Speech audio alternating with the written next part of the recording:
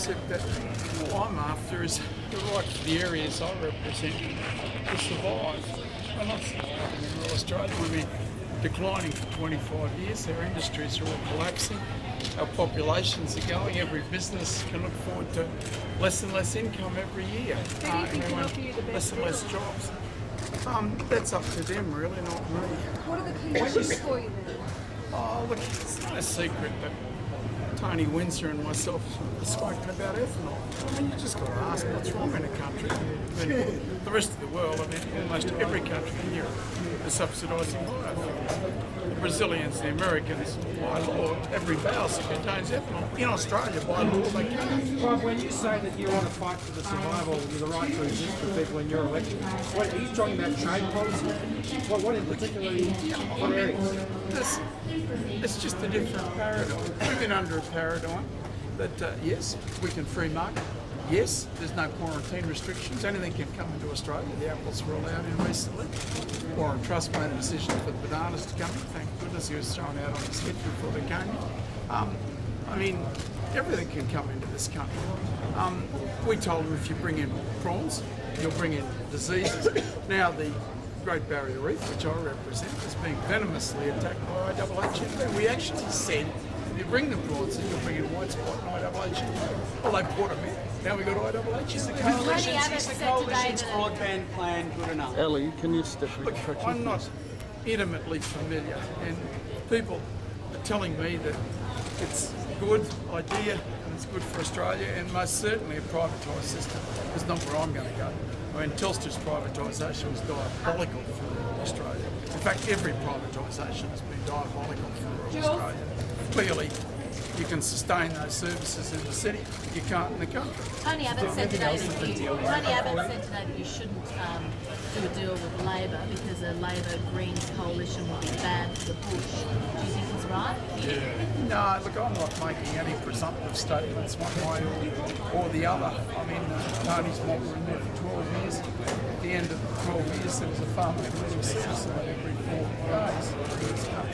You know, if they were good for the bush on Marsh and Astra, whether the ALP has turned anything back, you know, in the last 3 years, well, I'm not too sure. What about the idea of serving in a government, whether it's Abbott or would you serve as minister? I'm a very experienced minister. I was there for more than a decade. I think I was second or third ranking minister when the government fell. I'm not in the business of being conned. Mr. Cato, what do you think of a power sharing agreement in which both Labor and the coalition are governed? Oh, look, the adversarial politics of Australia, the Woolworths and Coles politics, it's bad enough in the economy. It's absolutely dreadful. And the Australian people on Saturday rejected a Woolworths and Coles political system. Rejected it outright and out of hand, and I don't think it'll ever turn back now. Before I went became an independent, I checked up, not one single federal member had ever been returned. They'd been elected as an independent, never been returned. Now they're getting returned all the time, getting returned with increased majorities, and we're joined by another, arguably 2 independents now.